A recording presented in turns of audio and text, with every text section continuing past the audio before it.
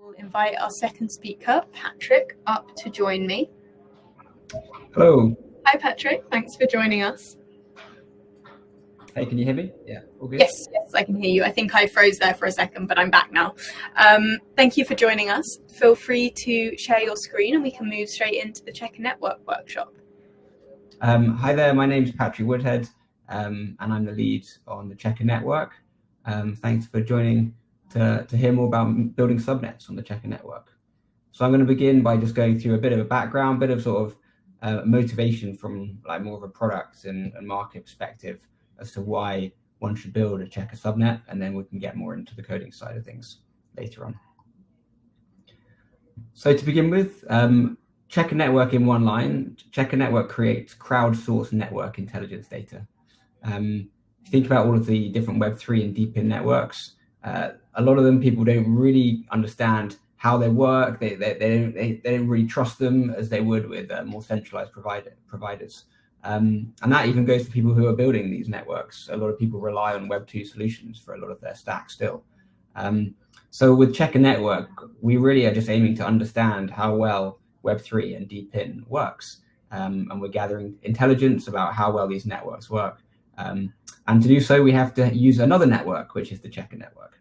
The initial focus of Checker Network is on DeepIns, where we really feel like trust and transparency and performance, understanding of performance is a major barrier for people to start adopting these technologies. And then longer term, we're looking at the wider network intelligence market. So there are lots of networks like the internet or like other more Web2 CDNs or even just web apps that have some infra in many different places around the world. And they need to understand how well they're working from many different geolocations. And there is a large Web2 market which goes towards providing such information. Checker Network is being built by a company called Meridian, although that's just, we don't really need to know that here, but we spun out of Protocol Labs last year. I've got into a little bit about the problem that we're trying to solve already. It's really about trying to build it, like to close the trust gap between people knowing about DeepIns and people kind of speculating on the future of DeepIns, and then people actually using these DeepIn networks in practice as a better or more reliable or better in terms of cost solution than their Web2 equivalents. And then we've also analyzed companies like 1000 Eyes, Pingdom and others, which do actually charge quite a lot of money to companies to help them understand how well their apps, their websites, their networks are working around the world. And we believe that we can disrupt this market. And really, we can disrupt it by leveraging the properties of decentralization and a crowdsourced network, rather than having to own or manage infra all around the world to create this data. The Checker Subnet launched just over a year ago, and we've now got over 115,000 accounts created. And there is about, I think we can see on the latest slide, about kind of 30,000 monthly active Checker nodes. And this is a really nice deployment target that we can deploy code to in order to do these checks on different networks. So how does it work? Essentially, we've got all these Checker nodes all around the world, and we give code to these nodes, which we call kind of like the subnet client. A subnet is really a layer of the Checker network, which is asked to perform particular checks. So for example, the first Checker subnet is called Filecoin Spark, and it checks the retrievability of data from Filecoin. So the Filecoin Spark subnet, we have these Checker nodes all around the world doing these Spark retrievability checks, gathering that data, and then they send it in to be aggregated and recorded on chain, creating this kind of transparent, verifiable intelligence data around the performance of Filecoin. This data has been really useful for people who are working with Filecoin, for the Filecoin Foundation, Filecoin Incentive Design Labs, as well as storage providers to help understand how well they're performing in terms of retrievability. The data has been incorporated into many dashboards as well, which are describing how well Filecoin works. And then, although we're testing DeepIns like Filecoin, the Checker Network is itself a DeepIn network. It's a software DeepIn rather than us actually like having individual nodes that we ask people to buy and run, like you get with, say, like WeatherXM or Hive Mapper or Helium. But you can run a checker node on a Raspberry Pi, you can run it on a desktop, you can run it on a server, so it can run on physical devices all around the world. Next slide is this one. This is a map of where we've got checkers running around the world. We did have one in Greenland, and it's since disappeared. Checker nodes can come on and offline, so there's no need or requirement for continual uptime of these nodes. And that's because we want anyone to be able to run them on their desktop or even on a phone in the future. And so we wanted to make sure that being a checker node didn't mean you had to always be plugged in, and you could move around like humans move around. And that's really part of the value proposition of this network, is that we're making these checks and requests from humans moving around the world, which mirrors exactly how people actually use the internet and use networks.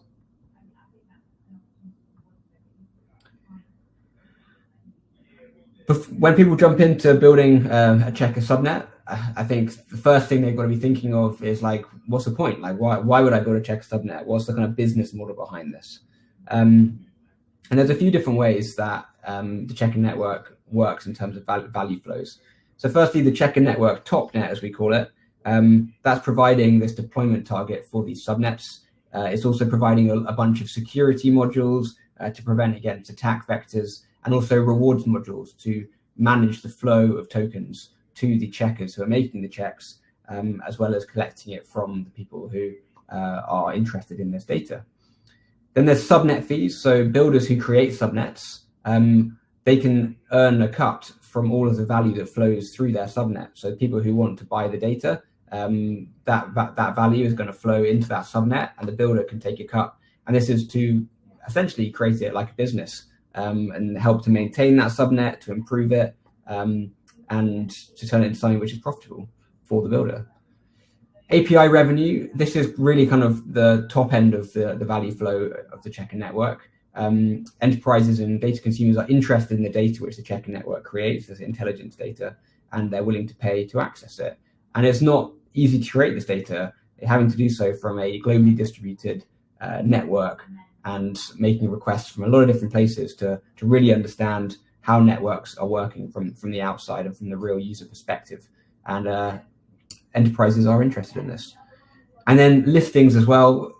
We are looking to build lots of tooling and like leaderboards, dashboards, rankings, tables for how well different Web3 and deep-in networks are working. And then they could be interested in having themselves listed in this table. And so they get visibility, and they've got sort of, they've got a comparison, they're on the comparison table with other deep-ins which are doing similar things. We've just been working on a white paper with the CryptoEcon Lab, which is another spin out for Protocol Labs. And we also plan for tokenomics to be part of the checker network going forward. As I mentioned, we've got 118K accounts created over the last year or so. It started to really pick up recently. On average, this is like a 21% growth rate month on month since launch. And you can head to dashboard.checker.network to learn more about how the checker network is growing and some other metrics. As I already mentioned, there was this pilot subnet which we built for Filecoin called Filecoin Spark. If you go to philspark.com, you can learn more about Spark and how we kind of went about building it. There's docs attached to that page as well, and also a dashboard, so you can see some of the key Spark stats. We've had over 500 people ask for Spark API key to get hold of this data and use it for understanding themselves as a storage provider or putting it into a dashboard, things I mentioned already.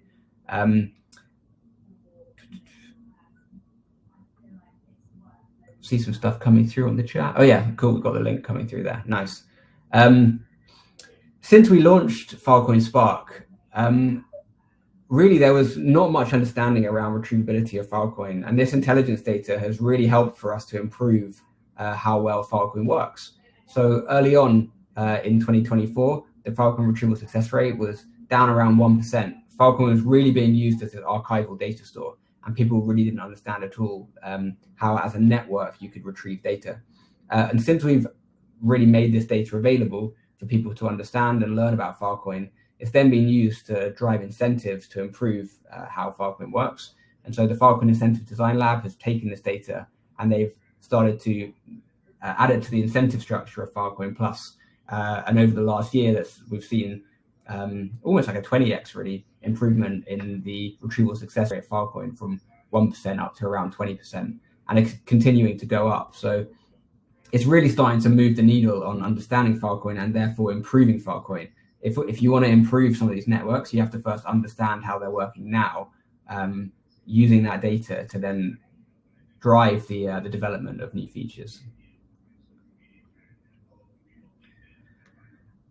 Checker nodes are running on a bunch of different deep-in aggregated networks. So you may have heard of Hivelo, Titan Network, Crank, or Ping Pong. They essentially take nodes from other deep-ins and they aggregate them together so that you can kind of earn from a bunch of different deep-in networks on a single device. We like this because, one, it means that we can get many more nodes, so like a distribution for getting lots of checker nodes out there and running. But also it adds network security. So if someone wants to try and attack the checker network, they've now got to attack a network of networks, which we believe is a really nice value proposition for this network. And then we're also working with a bunch of different deep-ins to start really understanding how their networks work, similar to how we've been doing this with Filecoin. So Sriracha, which is the Filecoin L2, we're going to be working with them in a few months' time to build out a similar thing to Filecoin Spark, but for their network. Witness Chain and Proximum, we've been talking to about running their nodes on the Checker network, and Rilla as well, which does peer-to-peer streaming of sports videos. I've been speaking to them about doing the same sort of thing. So there are lots of subnets which are starting to emerge beyond just that pilot subnet of Spark. Okay, at a very high level, this is how the Checker network is structured. We have like what I call the Topnet, these Checker network shared services, which can be used between the different subnets. We then have the subnets themselves, which are really doing the business logic of doing the checks and gathering the data, this intelligence data. And then we have all of the checkers to which we can deploy the subnet client code or the subnet checker code. And then they can make those checks and they can report them back into the overall system. You might see a few more logos here we haven't discussed. So Arweave and Walrus, these are other Web3 storage networks. We haven't actually spoken to their teams directly, but we are starting to check those networks to make sure that they're working as they should, and they've got a high retrieval success rate, and they've got good latency speeds for serving data. And then we can start to get some really nice comparisons between these Web3 storage offerings to see who's sort of leading the way, rather than it just being about their market cap or about speculation. We can start to really understand these networks from a usability perspective. So that brings us to Subnet Ideas. That's why we're here, for a hackathon, for people to build subnets. And there's tons of ideas that people could explore. So one thing that would be interesting to see is people to look at Filecoin and try and do retrievability, latency, availability of Filecoin, but do it in perhaps a different way from Spark. Look at different use cases of Filecoin, see if they can develop different ways that people can retrieve data, or just a different protocol, slightly different from Spark, which would optimize this for different things and different functionalities of Filecoin. And that same goes for other Web3 storage networks. If you go to one of the listing sites like CoinMarketCap, and you can then get a list of different storage networks. You can choose one of those and say, hey, I'm going to test this network. I'm going to randomize a bunch of tests and just see what data I can create about how well this network works. We've done that on a few different networks, as I say, like Walrus and Arweave, and it's always surprising the results you get early on as you start understanding the network and understanding how it works, and realizing that you have to make a lot of trade-offs to be in this decentralized space. RPC providers, that would be another really interesting thing to test. Their business model is providing data, providing chain state. And so to understand how well the RPC providers are working and how centralized they have to be in order to work. I know there are now some decentralized RPC providers solutions, so it'd be really interesting to gather network intelligence about those. The wider deep-in space, We haven't done too much thinking about deep in compute networks and what we could do to test those, but that would be a really interesting thing for someone to look into, as well as some of the more physical node-based deep ins. Again, I mean, that's something we haven't looked into too much in our team, but it would be really interesting to see if someone could come up with an interesting subnet idea there.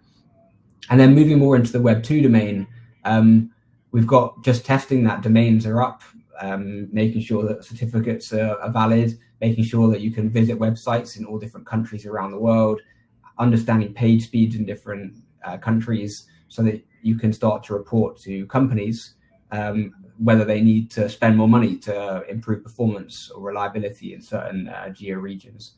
And then also, aside from just domain and websites, just really monitoring the internet and how it works, core infrastructure, CDNs, that sort of thing, just seeing how, where there are outages around the world, whether that's a CDN or just general sort of internet outages as they occur, and using this network to gather such data. And then the data could be real time, or it could be sort of a review of different geographies and helping people understand where they can set themselves up. This slide's about what Checker Network, the Topnet, offers to subnet builders. So during the build out of Spark, we've built a lot of different modules which can help people to really just focus on the actual checking logic when building a subnet. Because the Checker network is decentralized and trustless, there's a lot of considerations that you have to take into account when deploying code to one of these nodes, because you can't rely on the Checker network nodes to report honestly. They could report whatever they want because it's a trustless network. So there's a lot of security modules around understanding the honesty and integrity of different Checker nodes. At a very high level, that's to do with sort of understanding their previous scores and like building a reputation around them, weighting their scores based on how long they've been in the network, whereas looking to also add staking and other such sort of extra checks and balances to make sure that the network reporting is as honest as possible. And then there's a few other key features, kind of like analyzing which IP address or IPv4/24 subnet requests have come in from, and making sure that people aren't multi-noding in the same location to try and earn more and stuff like that. And then we have incentive modules. So checkers obviously want to be paid for the work that they do. And we've spent a lot of time working on the smart contract layer and understanding the value flows that go through the network to go from the people who are interested in this data to the checkers who are gathering and submitting this data so that they can review it. Okay, so that brings us on to how and why to build a subnet. So the why is really around just the fact that you can earn from that subnet if you actually build intelligence data which people want to subscribe to and they're interested in. Then the builder can get a cut of all the value that flows through their subnet. But to begin with, how to build a subnet. So choose your subnet idea. I've given a whole bunch of ideas on that previous slide, but there's also loads more things that people could look into. I'd be really interested to see ideas that I haven't mentioned that are completely different from anything that we've even thought of. Or even stuff which is kind of related to AI agents. I know that a lot of the other teams are looking into AI agents at the moment. So could we deploy a Checker subnet, which is actually AI agents gathering intelligence data and then reporting that back? So it's less about actually writing the full subnet code, but actually just helping agents to understand what data you're looking to collect.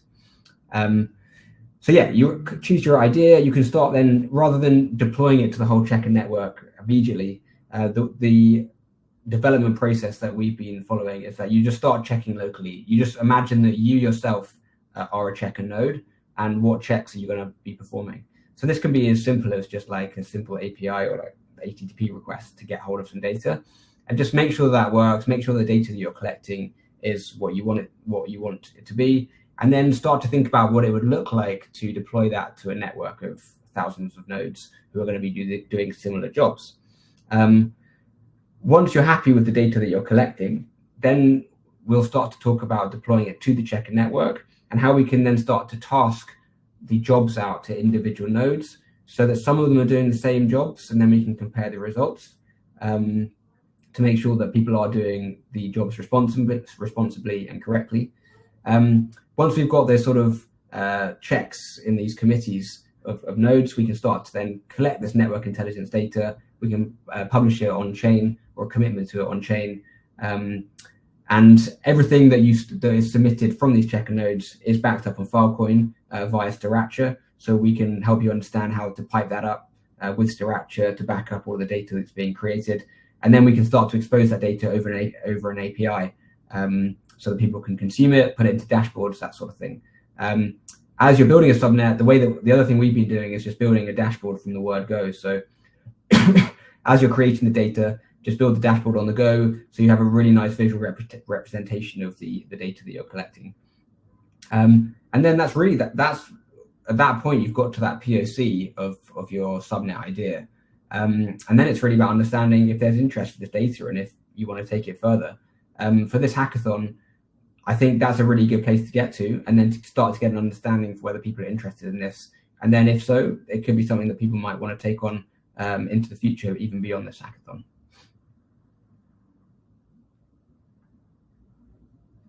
All right. That takes us on to actually building a subnet. So we haven't got like a template which says like this is how you should start building a checker subnet, because it is actually very simple to build a very basic one. As I say, it can just be as simple as like an HTTP request to get a hold of some data. And so we could come up with a very simple template that lets you understand that. We will then also have some APIs which we are looking to build an SDK which will allow you to really plug into checker network features like those security modules. But honestly, we just haven't quite got there yet. We've just moved from the phase of building Spark, which is our first pilot subnet, into having a go with a few others. So as you can see here, the Spark checker is number 2 on this list. We've also got an Arweave checker and a Walrus checker. So Arweave and Walrus, as I mentioned, are these two other storage networks. So you can take a look at those and see how we as a team have approached the very beginnings of a checker. And they're really simple code bases for now. It's written in JavaScript, and you can just see how we're going about making sure we've got a kind of small set of tasks which we can then randomly sample from. We can then start to make requests, collect data, and get an understanding of retrieval success rate and latency of these networks. So I'm going to stop sharing, I think, and then I can share another page. Cool. So here we have the Spark checker. And actually, I'll go to a more simple one, which we've just started up. So here's the Walrus checker. I would just encourage you. I think that I could start running through stuff now, but I think I'll just encourage people just to have a look at this and then reach out if you have any questions. But just to jump in very quickly to kind of speak about a very high level. Essentially, we want to tasking is a very important part of this network. We can't just let people self-deal tasks that they want to do and then to do the checks themselves, because then they'll just run millions and millions of tasks to try and earn as much as possible. So you have to have the kind of blockchain level or contract level be the one which actually chooses the tasks for checkers to do. And that's this idea of picking a random item. So it's very simple here, just to kind of stub out the actual logic behind it. But if you go to the Spark equivalent, you can see that there's actually a lot of effort that's gone into randomly sampling over all Filecoin deals and then assigning those to particular checker nodes or committees of nodes to do. But here we're just keeping it very, very simple. We're picking a random item and then we're just making measurements against that network. And here we are. Here very simple, just we're looking at the logs already. So keeping this real simple POC stuff here, just console logging what the measurement looks like, understanding the data we're getting back, and then using some of our other services to kind of indicate that things are where we are in the whole process. So Zinnia is our runtime. Because we have lots of different subnets which are going to be deployed to these checker nodes, we need to have kind of sandboxing in between each one. So Zinnia is our runtime that allows for sandboxing in between the individual checker subnet clients. And here is just kind of using one of the Zinnia APIs to say that the job has been completed. So yeah, I would encourage you to have a look through this, understand how we're doing really simple measurements. And once you've looked at Walrus or Arweave, then to take a look at the slightly more complex Spark checker, which has got which is like really in production and is already gathering data around Filecoin and has been doing so for many months. Yeah. And then in general, I think just have a look at Checker Network, the repositories we built, see if you can piece things together, understand kind of the things we're working on at the moment, and obviously just get in touch with myself or anyone on our engineering team if you have any questions as you start to build out a subnet.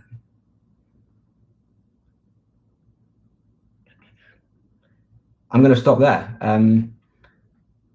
I see there has been some questions coming in to the... Yes, so sorry, who was it? Benjamin has asked, is it possible to check dynamic targets? So to write a list of check targets on chain and then check against this list. Dynamic check targets. I think I understand what the question means. So yeah, so you're saying that if you have like a list of domains and that's on chain, and then we're checking those domains, and then for some reason a domain decides they don't want to be checked anymore, or another one comes along, you're able to then update that list of targets. Yes, that should very well be possible, because with Filecoin we have a always updating list of tasks that we're doing. Here in the case of Filecoin retrieval checking, it's not domains, but it's CIDs of deals that we need to check, and new deals are being created every day, and they're getting updated into our database of tasks that we can do. So it'll be the same with domain uptime testing. We'd have to just, we could just, at the beginning of each round of the protocol, the checker nodes would have to know what the current list is, and then they could sample over that and start to do domain testing based on that. So yeah, very much possible to have dynamic lists of tasks. Nice. I think Benjamin started typing, so there might be a follow-up there. But also in the questions tab, Lyle has said they'll build a checker for a DPIN project, and when building a subnet, where can I get data on the DPIN project? If I make a request to the project network status API endpoint, is that fine? Okay, questions tab, got it here. Okay, well, sorry, I'm just gonna have to read that again. Yeah, no worries. I'm reading more for the recording so that people can understand it when they watch back. Checker, where can I get data on to the project? So you can start with making a request to like a project's network status API. I think the concern there is it's just going to be like essentially run trusted endpoint, and so it's probably going to work pretty well. I think what's a really good thing to try and do when testing a DPIN is to try and dial the actual nodes themselves rather than just some like gateway or like trusted API which is deployed on some cloud services, because then you're essentially just testing how well does Cloudflare work or how well does kind of AWS work. What's important here is like how well does the actual decentralized network under the hood work. So I'd encourage anyone who wants to test a DPIN to try and kind of go one level deeper and dial the actual nodes and see how they're working, because someone's got to do that at some point. If you've got this, we see a lot with decentralized storage networks, that actually it's very hard to get really good reliability from the actual underlying decentralized network. So they end up building centralized gateways on top of that, which are much more performant and reliable, but then you're losing the decentralization flavor of the whole setup. And at that point, a critic can say like, well, how is this any better than just using a Web 2 offering? So yeah, my one-line answer to that question is just try and test the underlying decentralized network rather than any centralized layers on top of it. And I think Benjamin has followed up in the questions tab. I'll read it out, but feel free to read it yourself. In the domain uptime testing example, one would probably want to allow users to set out continuous payments for their domain uptime data. Can you give some ideas on how one would do that with the Checker network? So yeah, we're going for a really demand-driven funding model. If people want to get hold of this intelligence data, then you can set up kind of just old-fashioned payments and say, okay, if you're paying like a SaaS subscription model to get hold of this data, to get alerts or monitoring about whether a domain's gone down, that sort of thing. So the subnet can have its own interface with its clients, which are much more of kind of a traditional business model. And then as those funds come in from the clients, that would then, some of that would then go towards the Checker network for running these checks, and some of it would then go into the smart contract of that subnet, which would then go out to be paying the Checker nodes. So it's really a way that, and by doing it like this, it's essentially just completely demand driven. We're saying like we're a data offering, we're creating data which is useful, but we're also using a decentralized network to be able to create this data in a much more cost efficient and fine-grained way. So I would say you could reach for more of like a Web3 payment setup there, but I think it's just going to have to be done based on like what clients want. As we've got more people interested in their domain being tested, I think from my experience and working on a lot of product stuff for Filecoin, people are just much happier paying for stuff that's actually valuable in good old-fashioned payment methods for now. And over time, maybe that will change. But the kind of tokenomics and the crypto payments should be reserved really for sort of under the hood stuff or stuff between computers rather than between individuals. I like the phrase "good old-fashioned payment methods." So that's not something that you'd expect to hear. Benjamin has followed up and asked what chains are supported. Speaking of smart contracts, and ... will there be office hours? Currently, the smart contracts are running on Filecoin, but they are EVM compatible smart contracts. So, I mean, that if someone is really interested in deploying a Checker Subnet smart contract to a different chain, that would be a really interesting conversation for us to have, and we could try and architect that with the hackathon individual. That, I mean, it doesn't have to be building a subnet. If someone wants to come up with that as an idea or even like a proposal, it's like making the Checker network more multi-chain. That would be very interesting as a hackathon entry. But yeah, currently we're very Filecoin centric.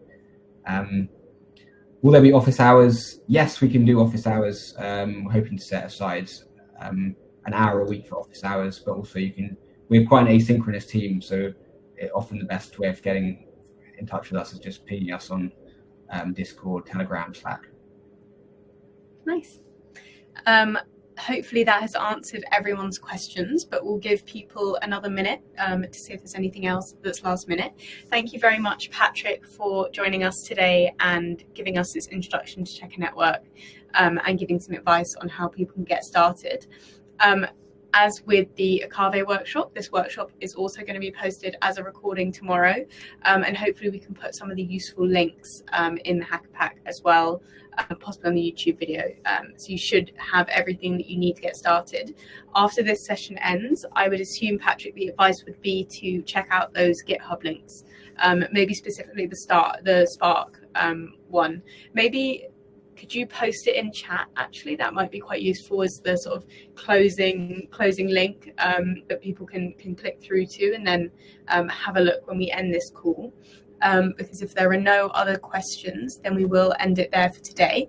Thank you everyone who has joined us for day 2 of the Hackathon workshops. Tomorrow we have 2 more workshops, although to note there might be a rearrangement of the recall workshop, which is currently scheduled for tomorrow but may be moved to Friday.